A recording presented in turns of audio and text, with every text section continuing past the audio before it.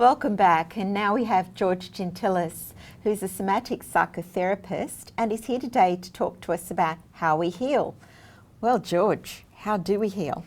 Well, how do we heal? That's a great question. It's an exciting question because what we've discovered over the last 20, 30 years, especially in the time that I've been practicing, is just phenomenal with the neuroscience that's come out and all the major developments in mindfulness and attachment theory. It's just phenomenal with what we can see within the body now that tells us what actually causes disease and problems and habits that we can't break and where we feel blocked and where performances drop and when you get anxiety and depression and trauma and the effect of car accidents and operations, all sorts of things that affect us.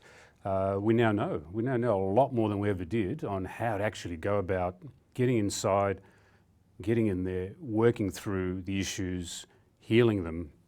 Yeah, so without having to take a pill for everything and for any disease or any problem that you find within your own body or habitual issues that you might have.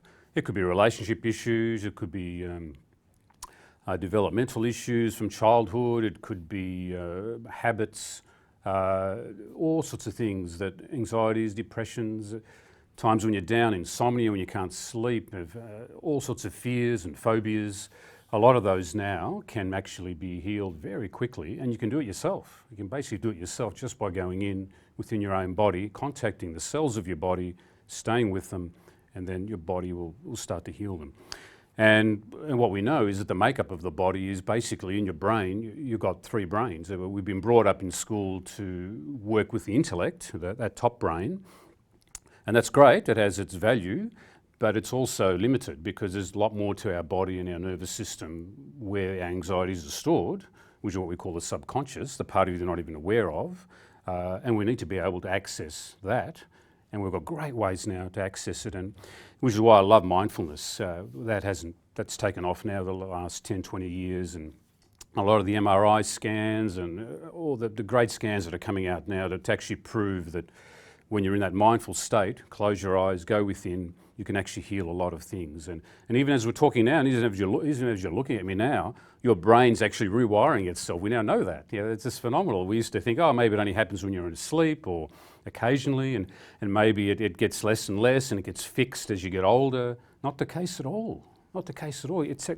Your brain is totally plastic, and you can change anything at any age, at any time. So age is, we're redefining age. There's nothing that says you have to actually age as you get older.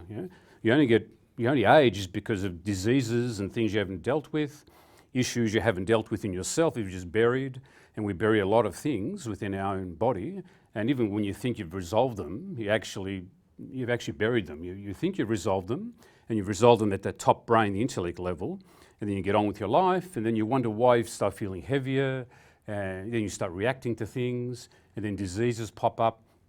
Then you need a pill, and then you need all sorts of things, and sick leave, and you lose friends, and issues start to happen.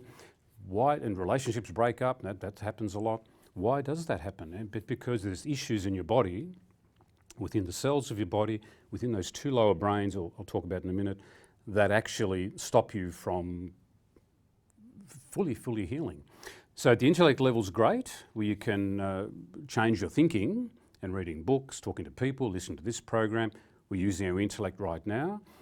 But if you learn to mindfully process yourself at a body mindfulness state where actually you close your eyes, go in a little bit deeper than just the thinking, then you start to access that deeper part of you. And then there's the feeling brain, which then starts to be accessed, which is your emotional state.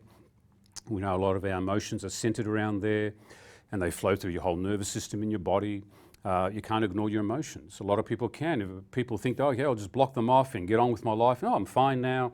But really you're not. You've actually denied them and you've blocked them off, and then you feel it in your body. It becomes pressure.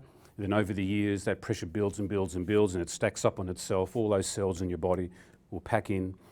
And then if they don't get oxygen, they don't get blood flow, they don't get even life energy from yourself, that's when it gets diseased, that's when it starts reacting, because it becomes literally a mind of its own. This part in your body and in your brain, related to your body, you pack it in, you think you're fine, but then one day something goes wrong. And really what you want to do is prevent that. Take time each day, go within yourself, find where you feel those compressed parts, the parts that you think you've resolved, they're actually there in your body, which is why I highly recommend mindfulness-based meditation, where you go into your body, stay with it, take time out to learn how to stop, close your eyes, do that each day.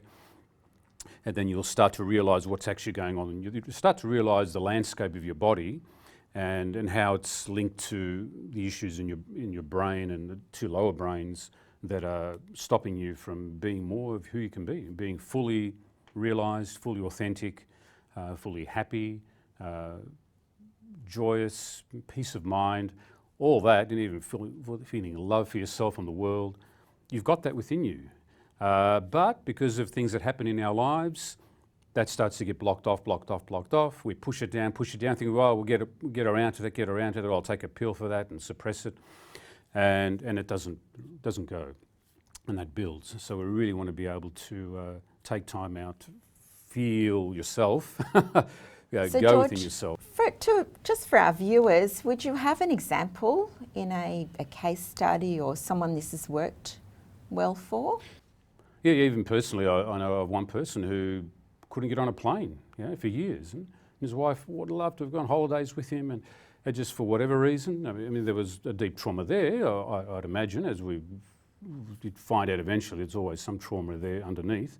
Imagine if you can't get on a plane for decades and you can't move out of your home, and all of a sudden if you started to do the mindfulness meditation, went into their body, and all the stuff that was there suppressed started to come out gently and release a little bit at a time.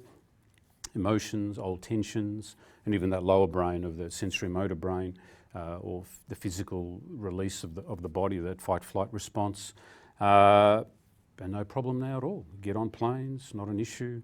And I can't even believe that they're able to do that, because it's just, they're finding it hard to believe that they can actually go and do something they could never do for decades. So, well, maybe, George, could you come back and talk to us more about healing those traumas next time? yeah, I'd love to. That'd be fabulous. Yeah.